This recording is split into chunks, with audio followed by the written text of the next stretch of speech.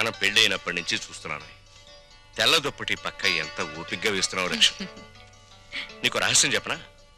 తెల్లటి రంగుకి మనిషి జీవితానికి చాలా దగ్గర సంబంధం ఉంది. ఎలాగో చెప్పమంటావా? పుట్టిన బిడ్డని తెల్లటి గుడ్డ పూతిళ్లలో నిద్రపుచ్చుతారు. పెళ్లిపేటల మీద పెళ్లి కూతురు తెల్ల చీరే కట్టుకుంటుంది. ఎంతటి మహారాజైనా కన్ను మూసాక తెల్లటి గుడ్డే కప్పి సాగనంపుతారు. అబ్బా ఏమిటండి ఆ మాటలు? అన్నట్లు ఈరోజు గుడికి వెళ్ళానా, అక్కడ ఓ చక్కటి పిల్లని చూశాను. అందానికి అందం, అందాన్ని మించిన మంచితనం, మంచితనాన్ని మించిన భక్తి. మీ ఆడవాళ్ళకి జడ ఎంత పొడుగు, నాలిక అంత పొడుగు. ఏమిటి విషయం? అక్కడ చూసిన పిల్లని మన రంగడికి చేసుకుంటే. రంగడికా?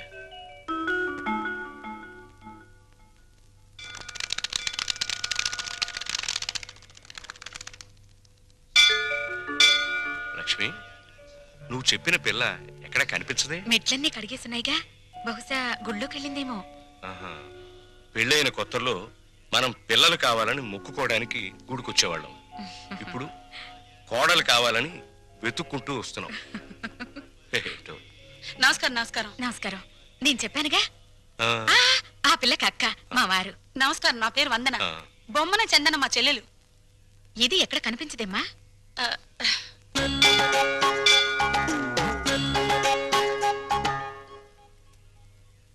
నూటొక్క దంపతుల పాదాలు కడిగితే ప్రేమించిన వాడితో త్వరగా పెళ్ళవుతుందని ఒక స్వాములు వారు చెప్పారు. చాలా మంచి అమ్మాయి అండి. ఆ అమ్మాయి కోసం మనం కూడా లైన్లో నిలబడదాం.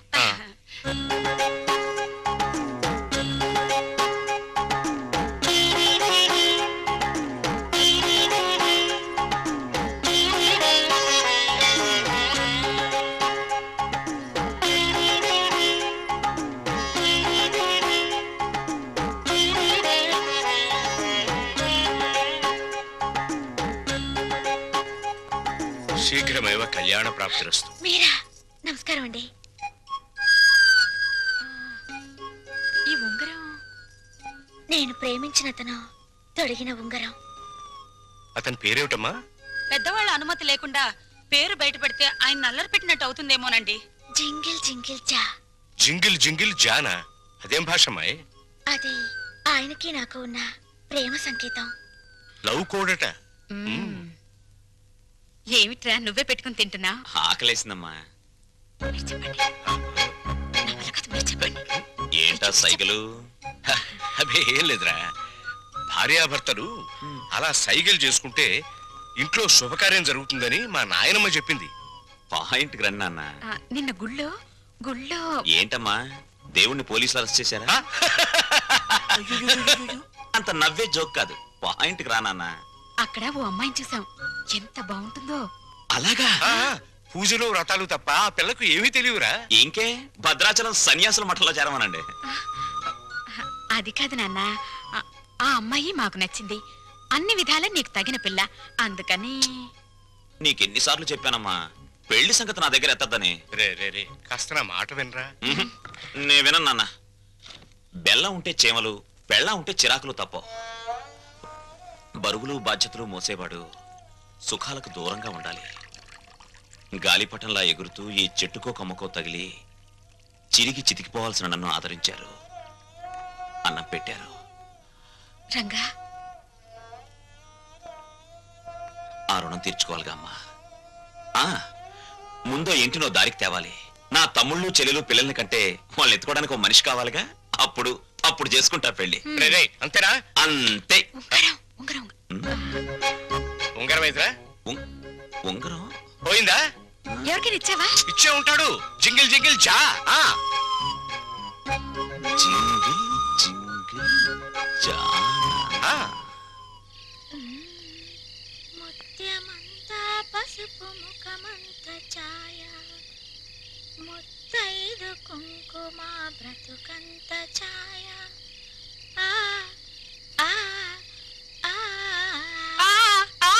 ఆపవేనా తింగరు బుచ్చి?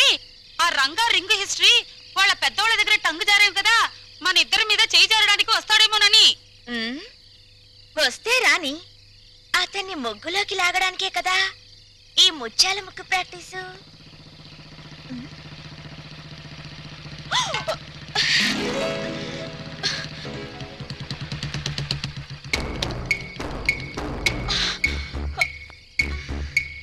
జింగిల్ జింగిల్ జా కొట్టేసిన రింగ్ ఏది? రింగా నాకేం తెలుసు?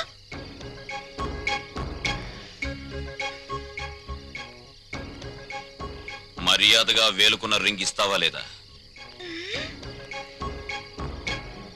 వెడ్డింగ్ రింగు బెడ్ మీద కూడా తీయకూడదని మా దొడ్డమ్మ చెప్పింది. ఇలాంటి వెధవ స్క్రీన్ ప్లేలు చెప్పే మా అమ్మని బాబుని టెంప్ట్ చేశావు.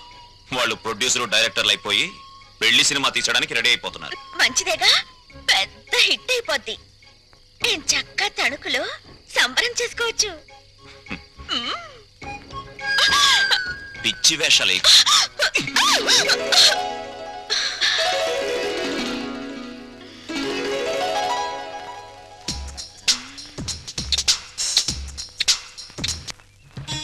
వస్తానన్నయ్య. రేయ్ ఆ? ఇల్రా. ఏంటన్నయ్య? జేబేది? జేబులో పెన్ ఏదిరా? అది మర్చిపోయావా? Useless fellow. బ్రదరు రండి. ఏంటండి? ఇదిగో బారే. ఆ. రేయ్ ఏంటండి ఈ దోపిడీ? స్పీడ్ గా రాసేయడం కాదు, ఎంత రాసామన్నది ముఖ్యం. అలా ఏంటండి దోపిడీ? అన్నయ్య ఆల్ ద బెస్ట్. ఏంటయ్యా జేబులో పెన్ను లాగేసుకున్నావు? పోలీసుల చేతుల్లోంచి గన్ లాక్కుంటేనే దిక్కులేదు, పెన్ లాక్కుంటే గిజగిజలాడతావేంటయ్యా? అయినా నీ పెన్ ఎంత ఉంటుంది? మహా ఉంటే 10 రూపాయలు. 50 ఇస్తా, నీకేమైనా అభ్యంతరమా? దండమండి. 50కే దండమా? అందుకు కాదు సార్, మీ తమ్ముడికి పెన్ను ఇవ్వాల్సిన అవసరం, అది వెంటనే సంపాదించే తీరు చాలా గొప్పదండి. Real you are great. టైంకి పెన్ తో కనబడినందుకు నీకు థ్యాంక్స్.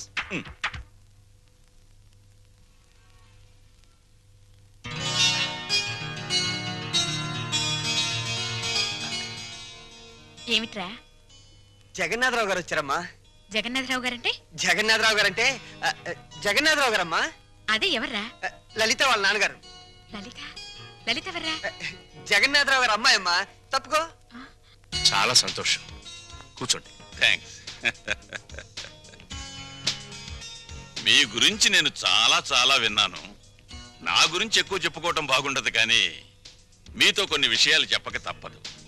అవి విన్నాక డబ్బు దొరదే అనుకోండి, లేక నా అభిరుచి అనుకోండి, మీ ఇష్టం. నేను అమెరికా వెళ్ళినప్పుడు అప్పట్లో గాంధీ గారిని 5 లక్షలు పెట్టుకున్నాను. ఇది మన గాంధీ గారి? కాదు కాదు, గాంధీ గారి బొమ్మని. ఎక్కడ? అమెరికాలో. కరెక్ట్. హాలీవుడ్ వెళ్ళినప్పుడు ఎలిజబెత్ టైలర్ తలపిన్నుని 50,000 పెట్టుకున్నాను. ఇది మాత్రం డబ్బు దొరదండి. Is correct.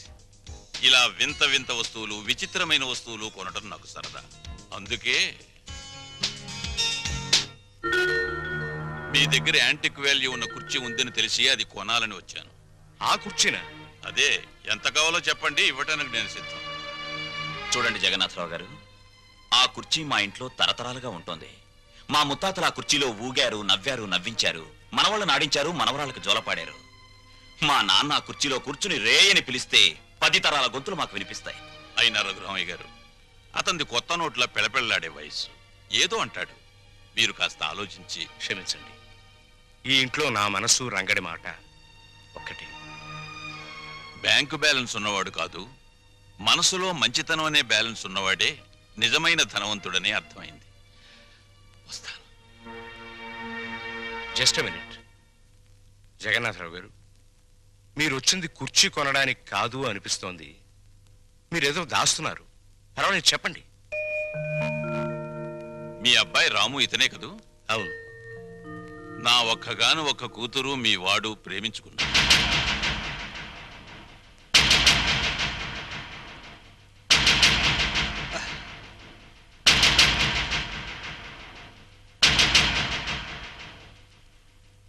క్షమించండి జగన్నాథరావు గారు.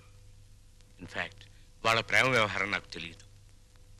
మీరు ఆడపెళ్లివారు. వాళ్ళ పెళ్లి విషయంలో ఏం చేద్దాం అనుకుంటారో చెప్పండి. వీళ్ళిద్దరికీ పెళ్లి చేస్తే బాగుంటుందని.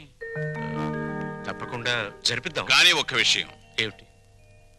నేను ఇక్కడికి వచ్చింది మా అమ్మాయిని మీ ఇంటికి కోడలిగా పంపించాలని కాదు, మరి మీ అబ్బాయిని మా ఇంటికి అల్లుడిగా తీసుకువెళ్ళాలి. అంటే పెద్దవాణ్ణి ఇల్లరికం చేసుకోవాలని. అంతేగా అన్నయ్య గారు? అంతేనమ్మా, అంతే. అంతే ఏంటండి? అంతే. తల్లిదండ్రులు పిల్లల్ని కనేది అమ్ముకోవడానికి కాదండి. అంతగా కావాలంటే మీరే మా ఇంటికి రండి, మీ కూతురుతో పాటు. బావుందయ్యా. వ్యాపారాలు వదిలి నన్ను రమ్మంటావా? బాగుందండి. మమకారాలు చంపుకొని వాణ్ణి పంపంటారా? కూతురు తప్ప కొడుకులు లేనివాణ్ణి. అల్లుడు నా కొడుకు కావాలని, నా ఆస్తులకు వారసుడు కావాలని అనుకున్నాను. లక్షలు ఇస్తానన్నా ప్రాణం లేని కుర్చీనే ఇవ్వటానికి ఒప్పుకొని మీరు ప్రాణం ఉన్న బిడ్డను మాత్రం ఎలా ఇస్తారు? అది గ్రహించే ఈ సంబంధం వదులుకోవలసి వస్తుంది. వస్తా. ఎరా పెద్దోడా, బాధపడుతున్నావా? నాకెందుకమ్మా బాధ? ప్రపంచ బ్యాంకు లాంటి నాన్న, రిజర్వ్ బ్యాంకు లాంటి నువ్వు, బంగారు గనులు లాంటి వీళ్ళు ఉండగా నాకెందుకమ్మా బాధ?